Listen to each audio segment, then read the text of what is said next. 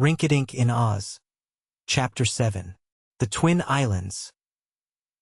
The island of Regos was 10 miles wide and 40 miles long, and it was ruled by a big and powerful king named Goz. Near to the shores were green and fertile fields, but farther back from the sea were rugged hills and mountains, so rocky that nothing would grow there. But in these mountains were mines of gold and silver, which the slaves of the king were forced to work, being confined in dark underground passages for that purpose. In the course of time, huge caverns had been hollowed out by the slaves, in which they lived and slept, never seeing the light of day. Cruel overseers with whips stood over these poor people, who had been captured in many countries by the raiding parties of King Goz, and the overseers were quite willing to lash the slaves with their whips if they faltered a moment in their work. Between the green shores and the mountains were forests of thick, tangled trees, between which narrow paths had been cut to lead up to the caves of the mines. It was on the level green meadows not far from the ocean that the great city of Regos had been built, wherein was located the palace of the king. This city was inhabited by thousands of the fierce warriors of Goz, who frequently took to their boats and spread over the sea to the neighboring islands to conquer and pillage, as they had done at Pingaree. When they were not absent on one of these expeditions, the city of Regos swarmed with them and so became a dangerous place for any peaceful person to live in, for the warriors were as lawless as their king. The island of Karagos lay close beside the island of Regos. So close, indeed, that one might have thrown a stone from one shore to another.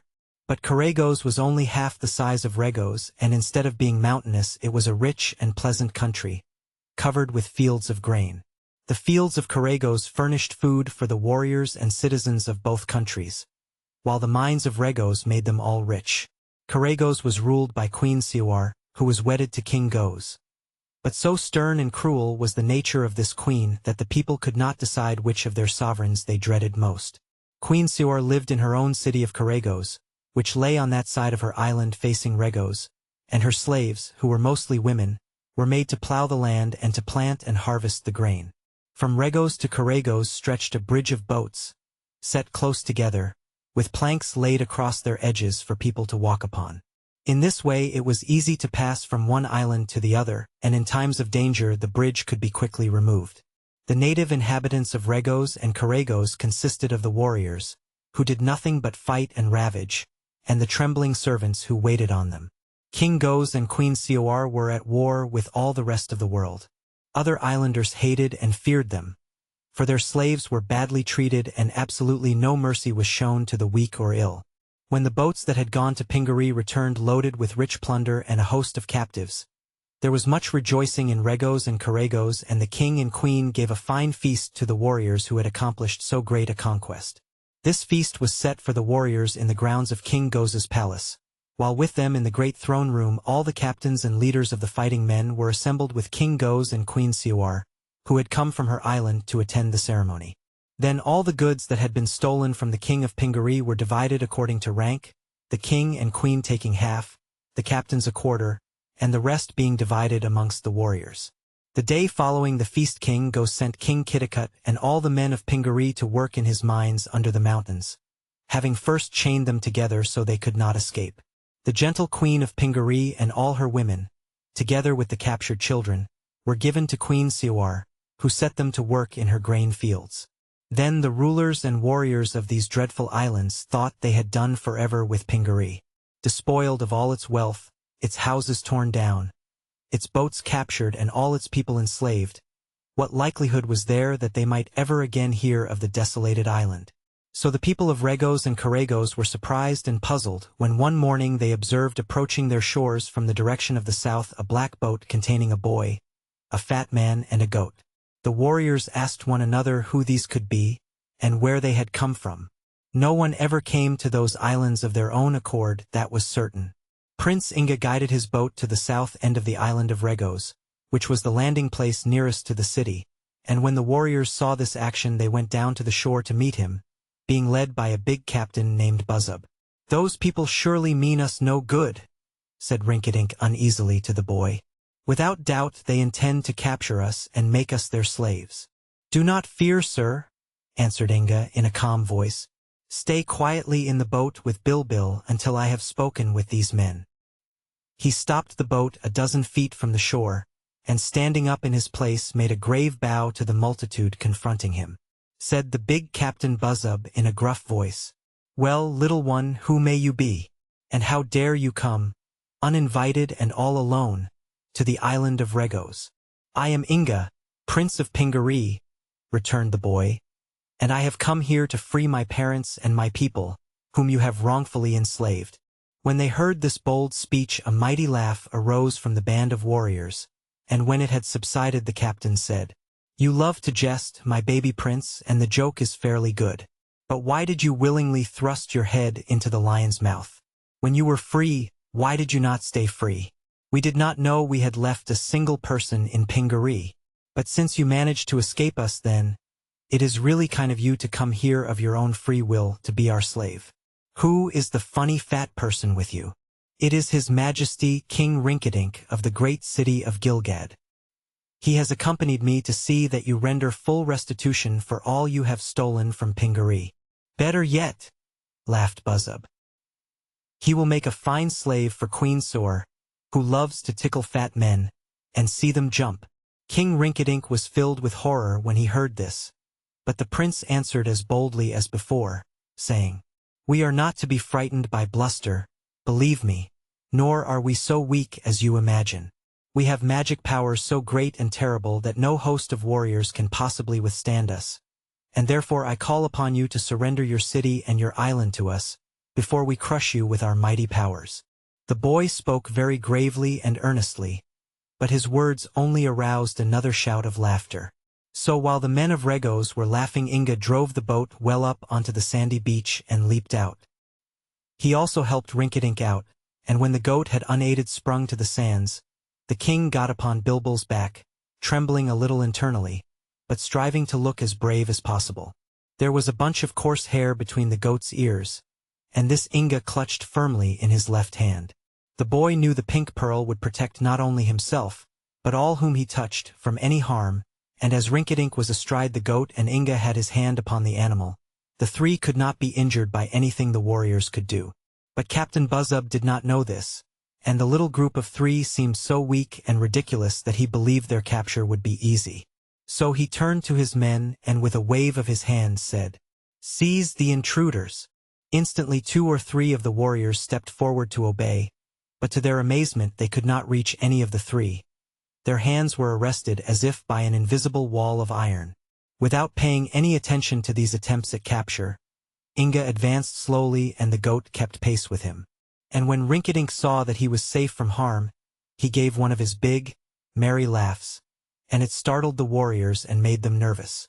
Captain Buzzub's eyes grew big with surprise as the 3 steadily advanced and forced his men backward. Nor was he free from terror himself at the magic that protected these strange visitors. As for the warriors, they presently became terror-stricken and fled in a panic up the slope toward the city, and Buzzub was obliged to chase after them and shout threats of punishment before he could halt them and form them into a line of battle. All the men of Regos bore spears and bows and arrows, and some of the officers had swords and battle-axes. So Buzzub ordered them to stand their ground and shoot and slay the strangers as they approached. This they tried to do. Inga being in advance, the warriors sent a flight of sharp arrows straight at the boy's breast, while others cast their long spears at him. It seemed to Rinkitink that the little prince must surely perish as he stood facing this hail of murderous missiles. But the power of the pink pearl did not desert him, and when the arrows and spears had reached to within an inch of his body they bounded back again and fell harmlessly at his feet. Nor were Rinkitink or Bilbil injured in the least, although they stood close beside Inga. Buzzub stood for a moment looking upon the boy in silent wonder. Then, recovering himself, he shouted in a loud voice, "Once again, all together, my men. No one shall ever defy our might and live." Again a flight of arrows and spears sped toward the 3, and since many more of the warriors of Regos had by this time joined their fellows, the air was for a moment darkened by the deadly shafts. But again all fell harmless before the power of the pink pearl, and Bilbil, who had been growing very angry at the attempts to injure him and his party, suddenly made a bolt forward, casting off Inga's hold, and butted into the line of warriors, who were standing amazed at their failure to conquer. Taken by surprise at the goat's attack, a dozen big warriors tumbled in a heap, yelling with fear, and their comrades, not knowing what had happened but imagining that their foes were attacking them, turned about and ran to the city as hard as they could go. Bill, still angry, had just time to catch the big captain as he turned to follow his men, and Buzzub first sprawled headlong upon the ground, then rolled over 2 or 3 times and finally jumped up and ran yelling after his defeated warriors. This butting on the part of the goat was very hard upon King Rinkitink, who nearly fell off Bilbil's back at the shock of encounter. But the little fat king wound his arms around the goat's neck and shut his eyes and clung on with all his might. It was not until he heard Inga say triumphantly, "We have won the fight without striking a blow," that Rinkitink dared open his eyes again. Then he saw the warriors rushing into the city of Regos and barring the heavy gates, and he was very much relieved at the sight. "Without striking a blow," said Bilbil indignantly. "That is not quite true, Prince Inga. You did not fight, I admit, but I struck a couple of times to good purpose, and I claim to have conquered the cowardly warriors unaided." "You and I together, Bilbil," said Rinkitink mildly. "But the next time you make a charge, please warn me in time, so that I may dismount and give you all the credit for the attack." There being no one now to oppose their advance, the 3 walked to the gates of the city, which had been closed against them. The gates were of iron and heavily barred, and upon the top of the high walls of the city a host of the warriors now appeared armed with arrows and spears and other weapons. For Buzzub had gone straight to the palace of King Goes and reported his defeat, relating the powerful magic of the boy, the fat king and the goat, and had asked what to do next. The big captain still trembled with fear, but King Goes did not believe in magic, and called Buzzub a coward and a weakling. At once the king took command of his men personally, and he ordered the walls manned with warriors and instructed them to shoot to kill if any of the 3 strangers approached the gates. Of course, neither Rinkitink nor Bilbil knew how they had been protected from harm, and so at first they were inclined to resent the boy's command that the 3 must always keep together and touch one another at all times. But when Inga explained that his magic would not otherwise save them from injury, they agreed to obey, for they had now seen enough to convince them that the prince was really protected by some invisible power. As they came before the gates, another shower of arrows and spears descended upon them, and as before not a single missile touched their bodies. King Goes, who was upon the wall, was greatly amazed and somewhat worried, but he depended upon the strength of his gates and commanded his men to continue shooting until all their weapons were gone. Inga let them shoot as much as they wished, while he stood before the great gates and examined them carefully. "Perhaps Bilbil can batter down the gates," suggested Rinkitink. "No," replied the goat. "My head is hard, but not harder than iron."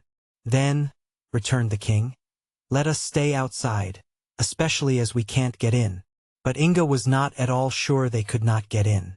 The gates opened inward, and 3 heavy bars were held in place by means of stout staples riveted to the sheets of steel. The boy had been told that the power of the blue pearl would enable him to accomplish any feat of strength, and he believed that this was true. The warriors, under the direction of King Goes, continued to hurl arrows and darts and spears and axes and huge stones upon the invaders, all without avail. The ground below was thickly covered with weapons, yet not one of the 3 before the gates had been injured in the slightest manner.